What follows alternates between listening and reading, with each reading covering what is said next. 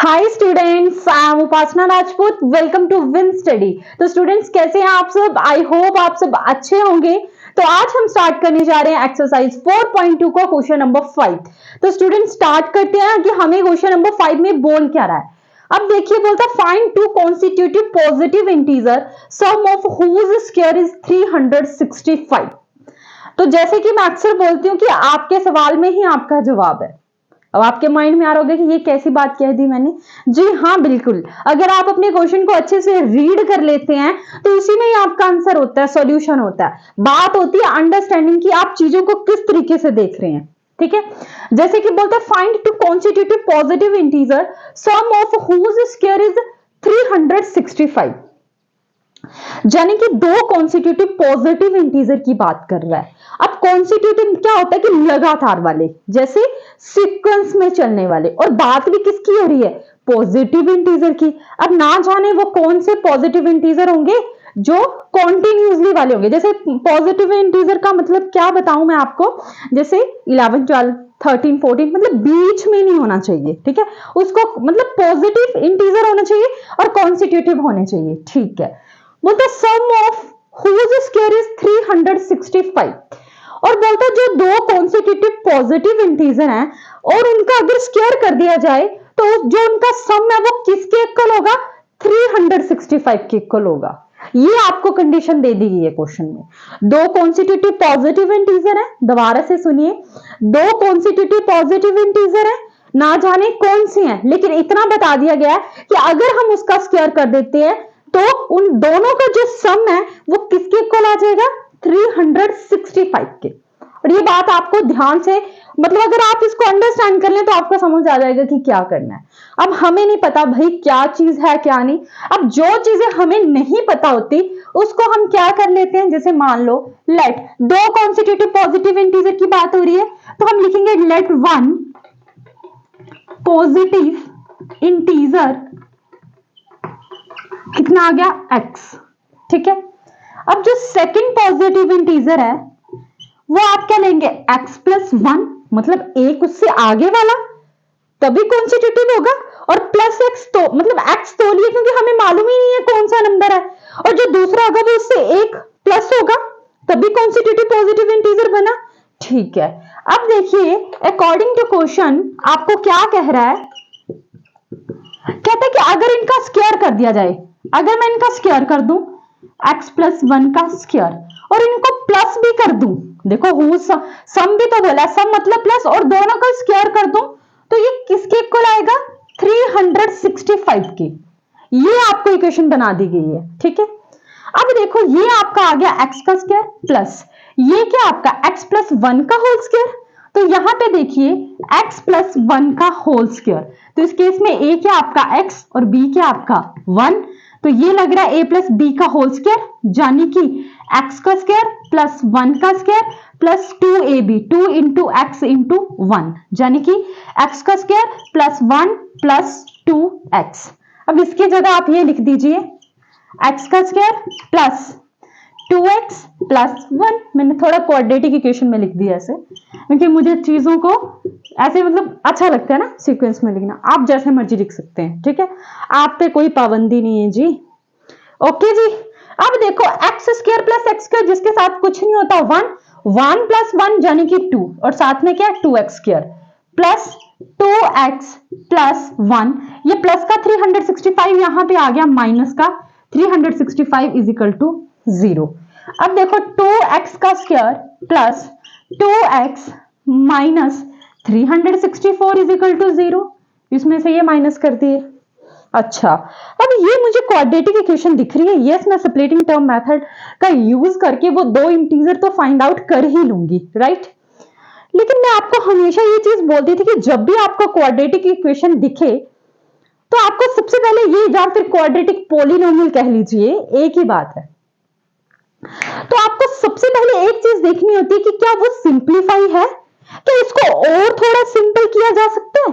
क्योंकि मुझे तो दिख रहा है इस इक्वेशन में 2 कॉमन है, मुझे तो 2 कॉमन दिख रहा है, और मैं क्यों इतना टफ काम करूं आगे जाके, अगर इजी से काम हो रहा है तो एक्स स्क्वायर प्लस एक्स, क्योंकि हमें अपना समय भी तो बचाना है। अच्छा 2 18 जा 36, ये 2 2 जा 4 इज इक्वल टू 0। अब ये 2 यहां पे मल्टीप्लाई हो रहा है तो वहां जाके क्या हो जाएगा, डिवाइड हो जाएगा। तो आपके पास बचेगा क्या, 0 हो जाएगा ना, 2 उधर जाके डिवाइड हो गया। तो X square plus X minus 182 is equal to 0। अब ये बड़ी प्यारी सी क्वाड्रेटिक इक्वेशन बन चुकी है, बन चुकी है। अब जिसके साथ कुछ नहीं होता आपको 1 मानना होता है, तो आपको क्या करना है, पहली और लास्ट टर्म को मल्टीप्लाई करना है किसके साथ, 182 के साथ। तो जैसे कि मैंने कर लिया 1 मल्टीप्लाई 182, तो 182 ही आएगा। 182 के फैक्टर निकाल लीजिए, तो 2 9 जा 18, 2 1 जा 2, यानी कि अब ये किसके साथ जाएगा, 7 के टेबल में। 7 13 जा 91, 13 1 जा 13, ठीक है।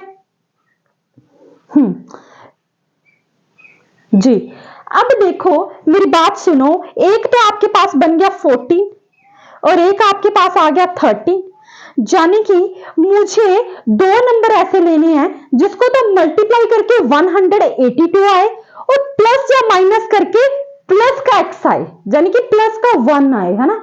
तो मुझे वो नंबर मिल चुके हैं, इतना सोचने की तो जरूरत ही नहीं है। X square plus 14x minus 13x लिख सकती हूँ भाई। 14 में से 13 गए, एक जिसके साथ कुछ नहीं होता 1 ही होता है, माइनस 182 इज इक्वल टू 0। बस फिर बना लीजिए इसको। अब यहां पे क्या कॉमन है, x, तो अंदर क्या बचा, x प्लस 14।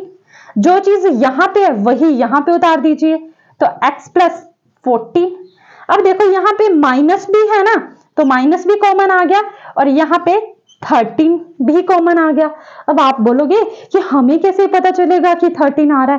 पहली बात तो मैंने आपको बोल दिया कि जो चीज यहां होती है वही चुपचाप करके आपको यहीं पे उतार देनी होती है ना। दूसरा आपने अभी अभी देखा कि 182 का 13 भी फैक्टर है, यानी कि 13 के टेबल में 182 भी आता ही होगा। और जब भी आप फैक्टर करें तो आप ये ध्यान रखें कि जब आप ऊपर से नीचे तक आ रहे हैं आप चेकिंग करते चले ना, जैसे 14 में से 13 गए 1, यानी कि इक्वेशन में कोई फर्क नहीं पड़ रहा, नीचे आते आते तक आपकी इक्वेशन में फर्क नहीं पड़ना चाहिए, ठीक है। अब देखो यहां पे क्या कॉमन आ रहा है, x प्लस 14 और एक आ रहा है x माइनस 13, यही आ रहा है। इसको नोट कीजिए एक बारी।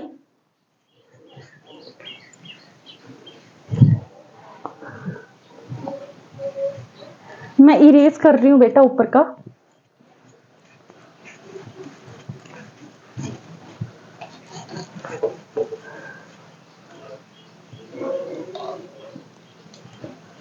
ठीक है। अब देखो बच्चे क्या आ गया आपका, एक आया x प्लस 14 और एक आया x माइनस 13। अब x plus 14 is equal to 0, तो x की वैल्यू आ गई माइनस 14। यहां पे देखिए x minus 13 is equal to 0, तो x की वैल्यू आ गई 13, यही हुआ। लेकिन हम ये वाले लेंगे, ये नहीं लेंगे।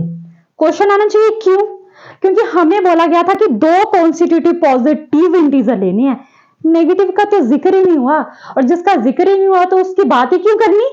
तो पॉजिटिव हमें 13 ही दिख रहा है ना, तो इट मीन्स जो आपका वन पॉजिटिव इंटीजर था वो कितना आ गया, 13 आ गया, क्योंकि x माना था। और जो सेकंड है वो क्या माना था, x प्लस 1, यानी कि 13 प्लस 1, और कितना आ गया 14। लगा पता, यानी कि ये जो दो नंबर थे वो क्या थे, 13 और 14 थे। यानी कि अब देखो ये 13 का स्क्वायर प्लस 13 प्लस 1 का होल स्क्वायर किसके इक्वल बताया था हमें, 365 के। तो अब ये करना, ये आपको होमवर्क है, ठीक है, समझ आ गया। यही बोल रहा था ना हमें कि, यही बोल रहा था हमें कि इन दोनों का जो होल स्क्वायर है वो किसके इक्वल आएगा, 365 के इक्वल आएगा।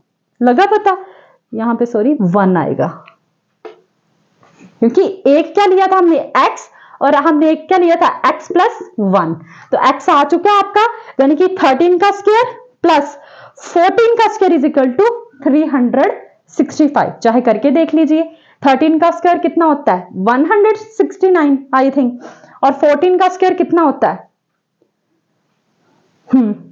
जैसे देखो 169 और मेरे ख्याल से 14 का स्क्वायर होगा 196। एक बारी मैं चेक ही कर लेती हूँ।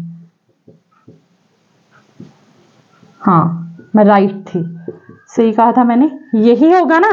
अब देखो इनको प्लस करके देखो, 10 11 12 13 14 15, यस यही तो आ रहा है। तो हमने चेक भी कर लिया। वैसे आपको इतना आगे की करने की जरूरत नहीं है, ये आपकी सेटिस्फेक्शन के लिए था। ओके, तो आई होप स्टूडेंट्स कि आपको मेरा आज का लेक्चर समझ आया होगा और आपको मेरी वीडियोस भी अच्छी लग रही होंगी। तो अगर आपको मेरी वीडियोस अच्छी लग रही है तो प्लीज प्लीज मेरे चैनल को सब्सक्राइब करें, अपने फ्रेंड्स के साथ भी जरूर शेयर करें। And thank you so much मेरी वीडियोस को देखने के लिए।